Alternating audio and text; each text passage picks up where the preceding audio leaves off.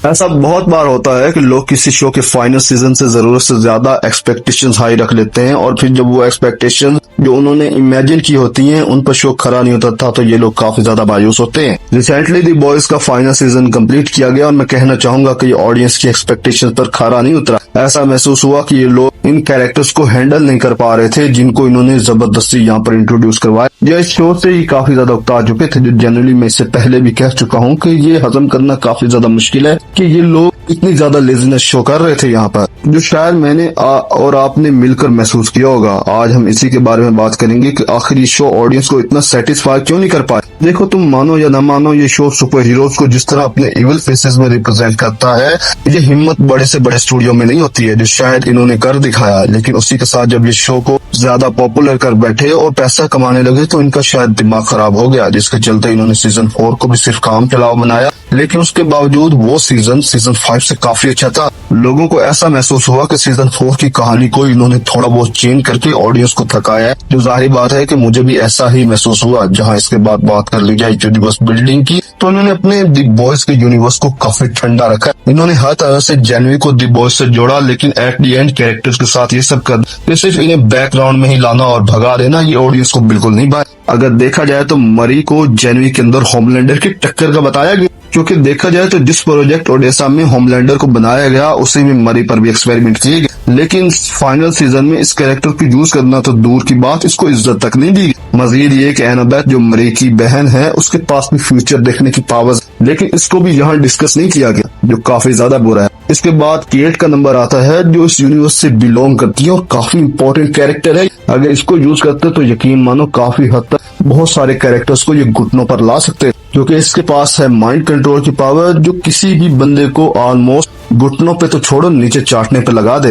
तो जहाँ पर मामला इसी तरह सीधा हो जाता है कि इन लोगों ने कैरेक्टर्स को यूज करना मुनासिब नहीं समझा। सिर्फ यही कैरेक्टर नहीं जिसको इग्नोर किया गया, जो काफी हाई पोटेंशियल रखता था। इसके अलावा भी एक कैरेक्टर है जिसका नाम है सैर, जो कहीं न कहीं इस लड़ाई में काफी इंपॉर्टेंट रोल प्ले कर सकता था। लेकिन शायद जैसा कि मैंने पहले कहा कि इस शो से जान छुड़ाना चाहते थे, तो इन्होंने अपने यूनिवर्स की खुद ही बुनियादें हिला डाली। इसके बाद बात कर ली जाए ए ट्रेन की, तो नो डाउट इसको काफी हीरोइक एंड मिला, लेकिन क्या करें, आपने उसको इतना हाई लेवल पर दिखा दिया था कि अब इस कैरेक्टर को एक एपिसोड में खत्म करना कोई सेंस नहीं बनाता था। लेकिन आपने एंड किया जिसकी वजह से दिल टूट गया हमारा। अगर दी बॉयज शो के अंदर देखा जाए तो ये अब तक का मेरा सबसे ज्यादा फेवरेट कैरेक्टर बन चुका है, क्योंकि इसके पास वो सब कुछ था, पैसे थे, शोहरत थी, नाम था, सब कुछ था।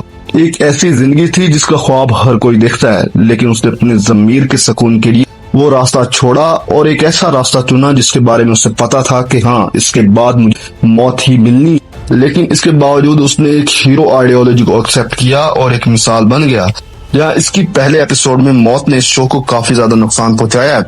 आई थिंक मैं उन लोगों में था जिन्होंने ये सोच रखा था कि एपिसोड 2 में ये मरी की मदद से इस कैरेक्टर को पहले जैसा बना देंगे, लेकिन दिल टूट गया। यहाँ इसके बाद मैं जिस कैरेक्टर के बारे में बात करना चाहता हूँ वो कैरेक्टर कोई और नहीं, सोल्जर बॉय है। यस, ये बंदा इस शो की लंका लगाने में सबसे इम्पोर्टेंट रोल प्ले कर गया। सीजन 3 में इस कैरेक्टर को एक ऐसे सिग्मा की तरह रिप्रेजेंट किया गया जिसने होमलैंडर को तो ऑलमोस्ट पीछे छोड़ दिया था। पीछे छोड़ो भाई, इसको घुटनों पे लेके आया। लेकिन वॉट राइजिंग की प्रमोशन के चक्कर में इन्होंने इस कैरेक्टर को न सिर्फ इमोशनल दिखाया बल्कि इसको अलग तरीके से एस्टेब्लिश करने की कोशिश की, जिससे ऑडियंस की नजर में सोल्जर बॉय की इमेज काफी ज्यादा डिस्टर्ब हो गई। क्योंकि सोल्जर बॉय जैसा मतलब प्रस्त और इगोइस्टिक मैन होमलैंडर से डरकर न सिर्फ अपने लौंडे को V1 देता है, बल्कि वो ये एक्सेप्ट करता है कि उसने ये सब स्टॉर्म फ्रंट की वजह से किया है। क्या मतलब है इस चीज का? मैं अब क्या समझूं भाई? अब तुम लोग मुझे गधा बनाना चाहते? इसके बाद हम आगे बढ़ते हैं और सोल्जर बॉय के लौंडे की बात कर लेते हैं। यस, होमलैंडर की बात करनी है हमने। भाई, बंदे को जिस गंदे तरीके से जलील करके मारा गया है, एट दी एंड ये बंदा बुच्चर के नीचे आने के लिए तैयार हो गया था। अगर कालीन भैया होते तो पता चल जाता उनको कि भैया साले ये गंदी औलाद पैदा की है हमने। यकीन मानो वो बुच्चर को शाबाशी और अपने लौंडे को मर्द बनाते।